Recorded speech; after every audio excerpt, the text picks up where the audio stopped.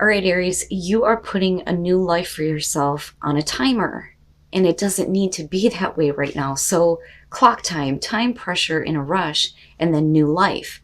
Now, a new life is always there for you. We can always create a new life for ourselves. But for some of you, you feel like there's this rush to create this new life, and you're pushing yourself a little bit too hard and feeling like time is running out on you having a new life. Now it says a time of stress and added workload, increased responsibilities, feeling like it is too late to pursue your dreams, feeling pushed to complete too many tasks, an inability to say no, insufficient support, the urge to rush. But it also says that this could be a time of dynamic opportunity, but you must take charge of your own workload and do what must be done. It is time for one last push. You have to do what's necessary in order to create this new life and stop putting it on a stopwatch and stop trying to rush into a new life where you're not willing to do what is necessary to create that. And then that's basically what it comes down to.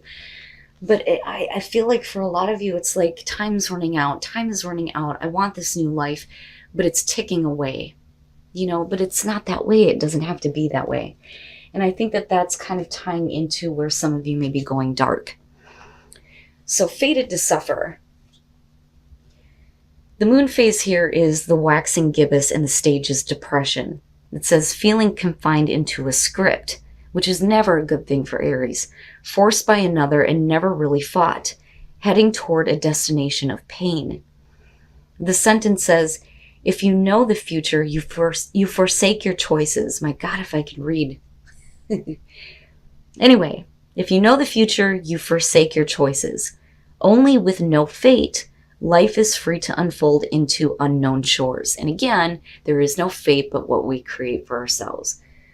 A little bit of Terminator there again for you, but I believe that to be the truth. That's one of the reasons why I say with the Wheel of Fortune that sometimes we feel like we are not in control of our fate.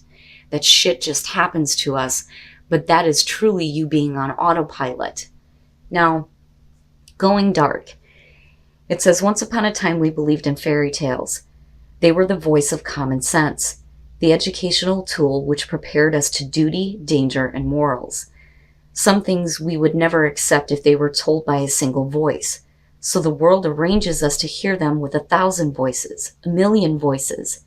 It's about what you can do and what you can't do. What are you worth and what you can aspire to. It's about what you like, what you want, what you hold dear. It creates a script which becomes as strong as all the voices that believe that script combined, so much that you cannot see another path. And then it talks about what you see in this card. It asks a bunch of different questions. So, are you truly seeing Snow White in the card? Is this story truly the only one that this image can tell? What if the apple is not poisoned? What if the witch is not evil? Is that the same as what you look in your life? Is it truly what you think it is? Are there not any other options?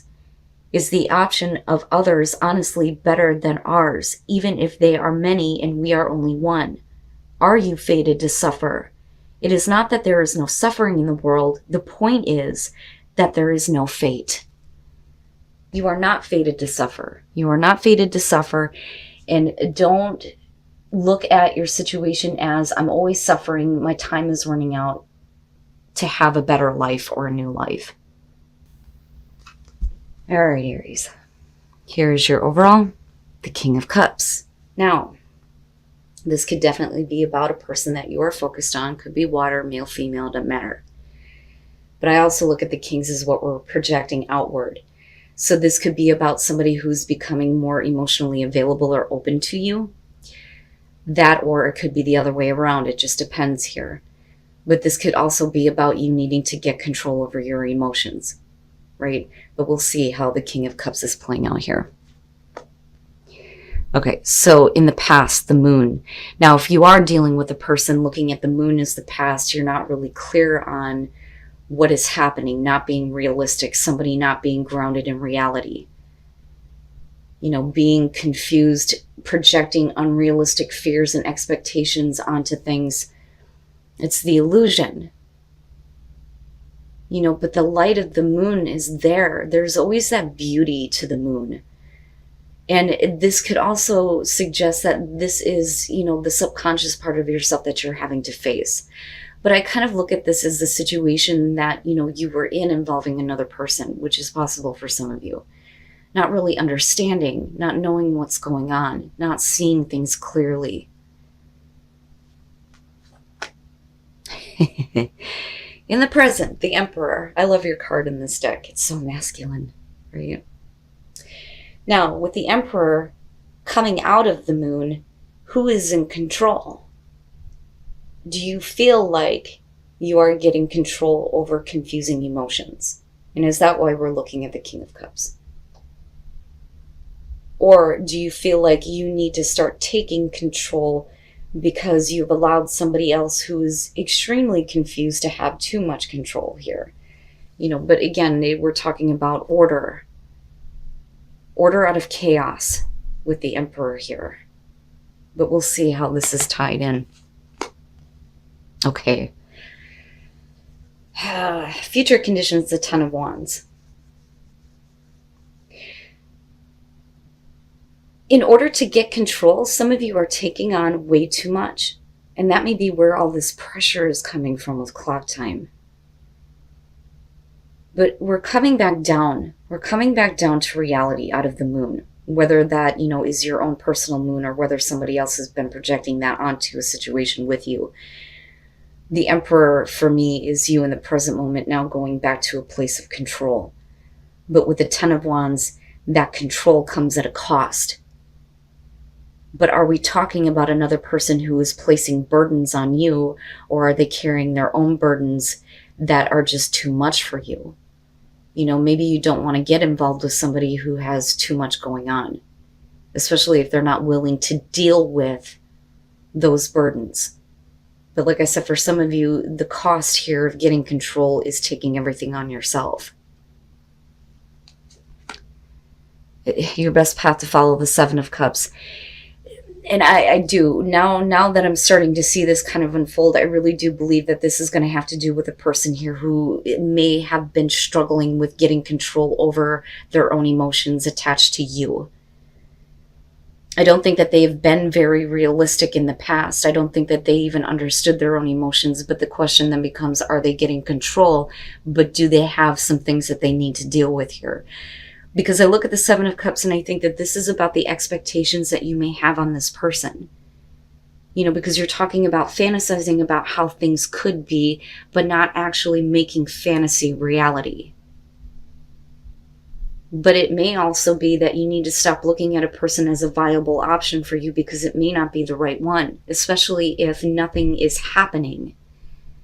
If, reality is not being created out of this, but I think it's specifically having to do with another person. But I also think that this, like I said, is about your expectations towards someone else. They may be changing their tune and they may be becoming a little bit more open toward you, but the problem is they don't understand themselves. They don't understand what they want. And that was the problem, I think, in the past, but it's still an issue now. And I do think that there is like a real, desperate need to get control. And again, I kind of go back to clock time. But the pressures and the burdens and being overwhelmed by all of this may be too much. In your environment, the Ace of Swords, this is where I think that for you, in order to get control, there needs to be absolute clear communication instead of somebody being confusing because they're not being realistic or not being grounded in reality, but it's directly affecting you. But with the Ace of Swords, that's the aha, I got it, but it is communicating absolute truth, having absolute clarity and knowing what you need to do to get control. But I'm still looking at, the heavy burdens that are coming out of that. I'm telling you, a lot of people are dealing with this, the Eight of Swords, hopes and fears. So these are the thoughts that are keeping you trapped. There is no way forward. But this could be specifically about this other person that you're dealing with. You may feel like you know what it takes to get control of the situation. You've been very clear and very truthful, but you also see the truth about this person in this situation. But with the Eight of Swords, the fear is that despite that, there is no way forward, especially if you're dealing with somebody who does not know how to deal with their own responsibilities. It's like dealing with somebody that's like, I don't know what to do. You know, I want to be involved with you, but I'm not willing to do what's necessary to make that happen. That's kind of how I see this. And for you, you know, the thought is that it's never going to move forward. There is no way to move forward. It's always going to be stuck in this position, right? But those thoughts are not going to help you, because it's about you being able to move forward, despite the fact that you're dealing with a person who doesn't know how the hell to do that. Because I really think that this is what this is about for a lot of you. Now, if we're talking about this in terms of career, this is really about you getting to a place where, you know, with the King of Cups, with being the overall, you're getting a little bit more control over not knowing what to do. But then I also feel like there may be support. But the problem is that there is, you know, a lot of responsibility that's going to be coming out of this. But the Seven of Cups is to me like, it's time to stop fantasizing. It's time to make a choice. If you can see how good something can be, you can act toward that. You know, and then the Ace of Swords is that clarity, that epiphany, that aha, I need to deal with, you know, these responsibilities in order to start to see what I expect. You know, but your fear is that nothing will ever move forward. So for me, it can go both ways, whether we're talking about career for some of you, or if we're talking about specifically a person in a relationship. And that could be any relationship here. And then coming out the Three of Wands. And again, expectation. But, you know, what is it that you're expecting from this person, especially if they're not willing to deal with their responsibilities? Now, on the other hand, with the Three of Wands coming out, this very well could be them dealing with that, letting go of the burdens that they're carrying. Sorry, guys. And being willing to able to act toward what they can envision and what they can see, right? So the Three of Wands definitely is about manifestation, but it's also about watching things unfold and waiting to take further action toward the future here, looking at the long term, right? But there's still the burdens though, and that's what kind of throws me off here. But let's take a look at the Three of Wands. You know, and the thing is though, I worry that some of you may be sitting here waiting and expecting them to deal with something that maybe they're not willing to deal with. Not necessarily at a great distance, but like over text, phone calls, things like that. It's never face to face for me. But it's also about, you know, getting things in line, you know. And then the sun. So things start to become clear and things, I think, start to get better. But I do believe that you are possibly dealing with a person here that is looking at correcting an issue. Now, again, going back to you, this could definitely be about you coming back down to reality and trying to make things fair and balanced in your life and making a right choice. But it is a final choice in order to get control. But that is happening very quickly. And again, there's the clock time, the pressure, the needing to act quickly, but needing to do it from a place of absolute clarity here with the Ace of Swords. But again, the communication is what's coming up here. But like I said, I don't ever see that as face to face. But the whole point of the communication is to start to get things in, you know, in a row, get everything like lined up so that we can start to move forward. But because of the burdens, I think that that's why you're looking at the Eight of Swords going, I don't see how this is going to move forward. But those are just the thoughts that are keeping you trapped right now. But I feel hopeful with the Three of Wands, especially with the Sun, right? Having a new life, having new life put into a situation for you. Whether we're talking about work or relationship here. But there are things that are going to have to be taken care of, whether that's on your part or someone else's. But this could literally be about somebody who, you know, has trouble dealing with their responsibilities. Or, you know, it could be about you needing to deal with that now. Maybe you've taken on too much. You know, you're going to reach that destination. And I'm seeing that a lot too, where you finally get to that point where you get to drop the shit. And you don't need to carry that kind of burden anymore, right? But I like it. I like the idea that for some of you, you know, there is this feeling of renewed life, especially with the Sun, but also seeing everything very clearly, right? Everything's out in the open now. Now you see it for what it is. But that may help you in moving forward here with the Three of Wands.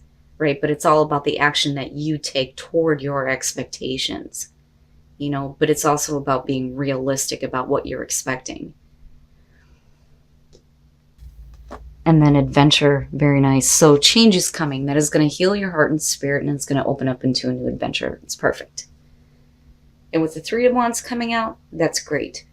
I mean, all of the clarifiers for that look really good to me.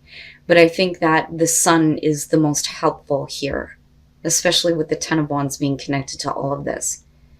Because all of those things that have been weighing on you unnecessarily are being brought to light so that you can now deal with them and take care of them. That are, like I said, it's about the other person here who, now sees it. But there is going to be, a movement forward here with that Three of Wands. Eventually you're going to get to that Four where you see the stability and you start to build that life that you're wanting. And it's going to be a brand new adventure. I love it. And then impasse, reflect and redirect your energy. So wherever you feel like there has been a block, you're going to have to redirect the way that you're going. Impasse is never a no. It's just saying that the path that you were on was not the right path. There is a different direction that needs to be taken. But you need to do it with enthusiasm because there's a reason to believe here that things are going to progress forward and get better, especially with the Sun. And for a lot of you, it will have to do with a person here. And maybe them finally opening up to the fact that they haven't been very realistic. And now they may be starting to deal with, the pressures and the burdens, right? But like I said, that may be for you too. But there is new life. There is new life. But stop putting it on a stopwatch. Don't do that, right? Time is not running out. It's just beginning.